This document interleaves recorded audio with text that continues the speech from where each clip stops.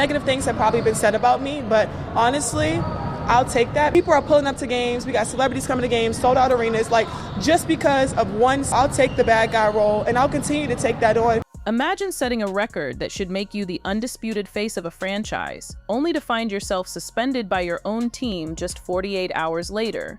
That is the bizarre reality for Angel Reese and the Chicago Sky.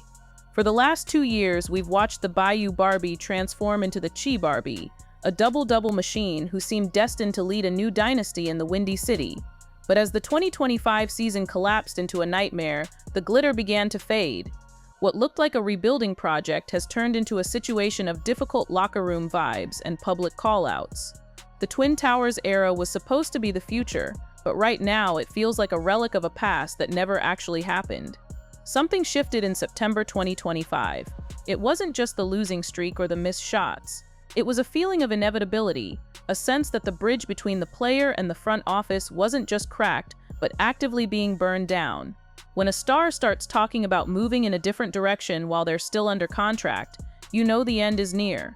This isn't just about basketball anymore, it's about a brand that has outgrown its environment and a team that has finally had enough.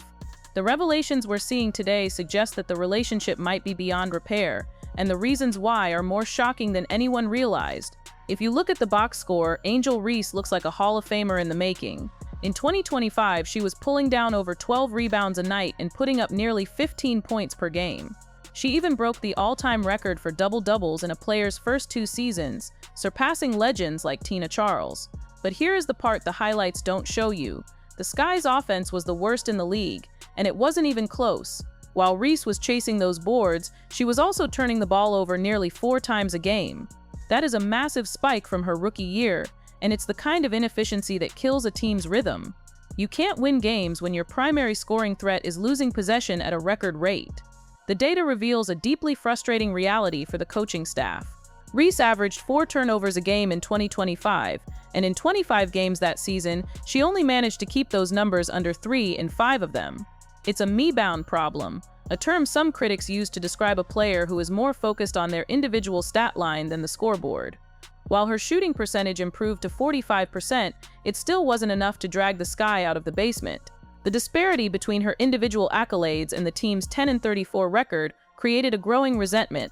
Fans were seeing a star being born, but the players in the locker room were seeing a season being lost. On a Wednesday morning in early September, everything changed. Reese sat down for a tell-all with the Chicago Tribune, and she didn't hold back. She told the world, "I'm not settling for the same stuff we did this year." A second-year player publicly telling her organization that their efforts weren't good enough and that getting great players was a non-negotiable. It was a public ultimatum to the general manager, Jeff Pagliocca, but the real damage was done to the people sitting right next to her in the locker room. Reese didn't just call out the front office. She signaled that her current teammates were part of the problem. But the most shocking part of the interview was when she turned her sights on a franchise legend. Courtney Vandersloot is a name that means everything to Chicago basketball, but Reese essentially suggested she was too old to lead.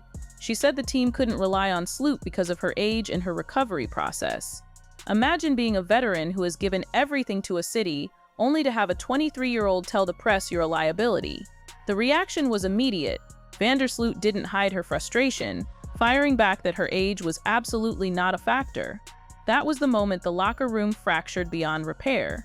You can apologize for a bad game, but how do you apologize for telling the world your teammate is past her prime? The consequences for those comments weren't just internal. Just days after the interview went live, the Sky did something nearly unheard of.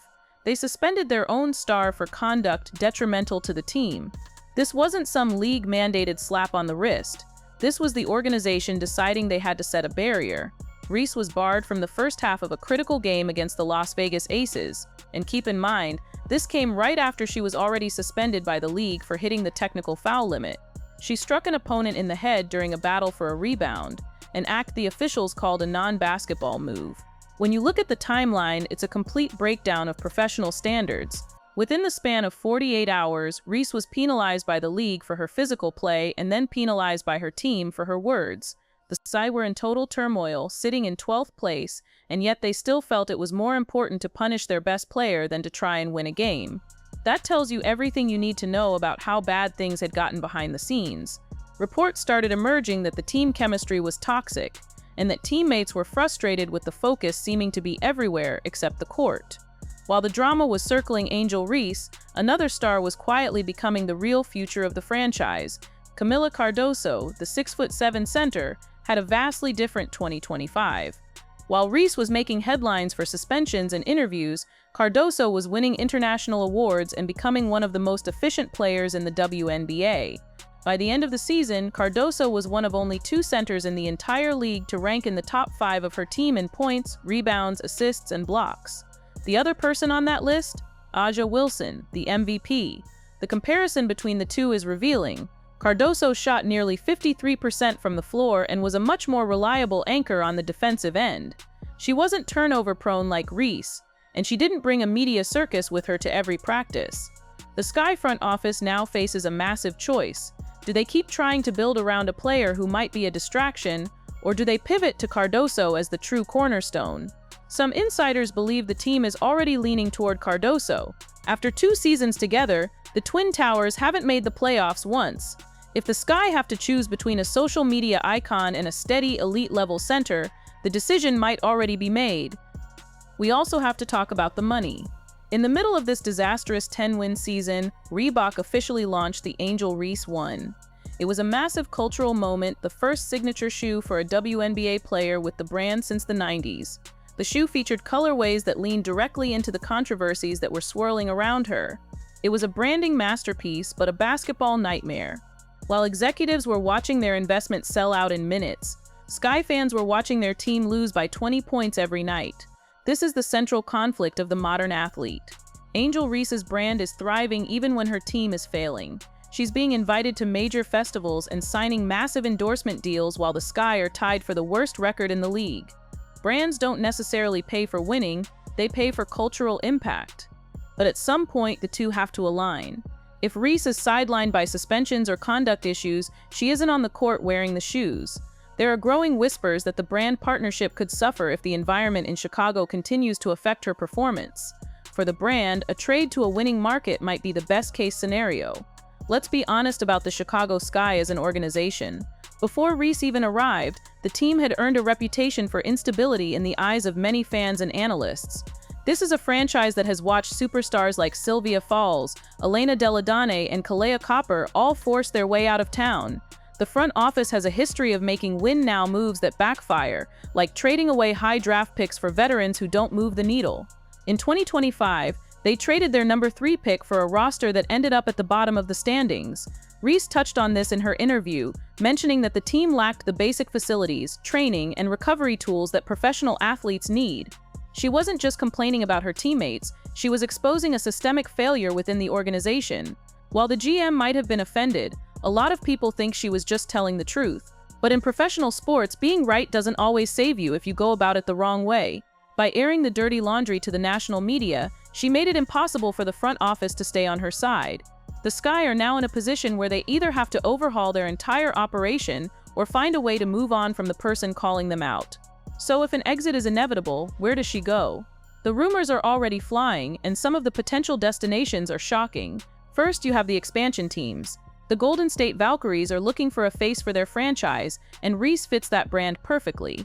She's already mentioned that she wants to be coached by a hard-nosed leader, and the Valkyries' coaching staff fits that description. Then there's the Seattle Storm. They are looking for a young star to pair with their veterans.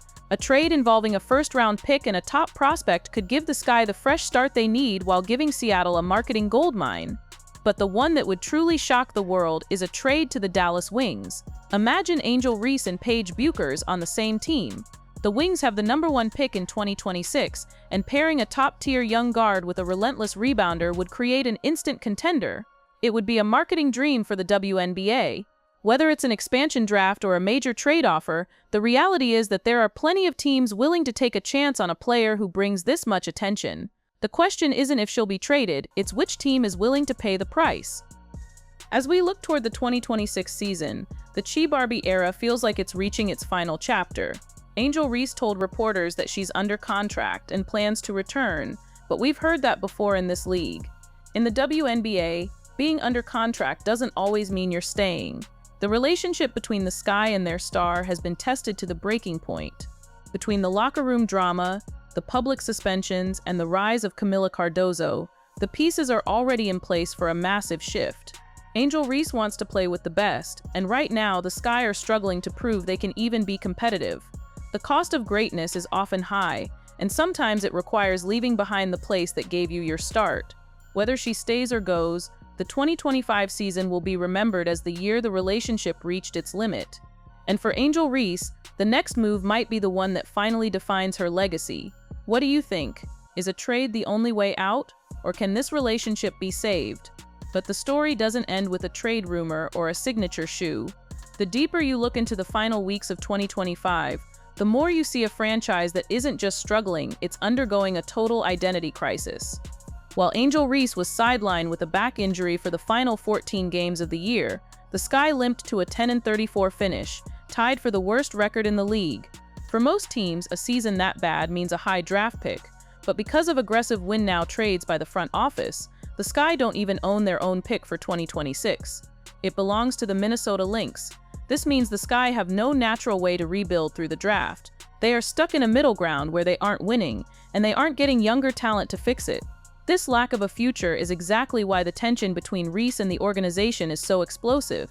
When Reese sat down for that interview, she wasn't just venting, she was looking at a roster that had been stripped of its assets for veterans like Ariel Atkins and Kia Nurse, neither of whom could save a season derailed by injuries. Courtney Vandersloot's ACL tear in June was the funeral for the team's season, and without a reliable point guard, the Sky led the league in turnovers. When Reese called the organization out, she was highlighting a systemic failure that has haunted Chicago for years. This is a team that has historically struggled to provide the basic infrastructure that modern stars expect. While a new practice facility is finally in the works for 2026, many wonder if it's too little, too late to convince a star of Reese's caliber that this is a championship-ready environment.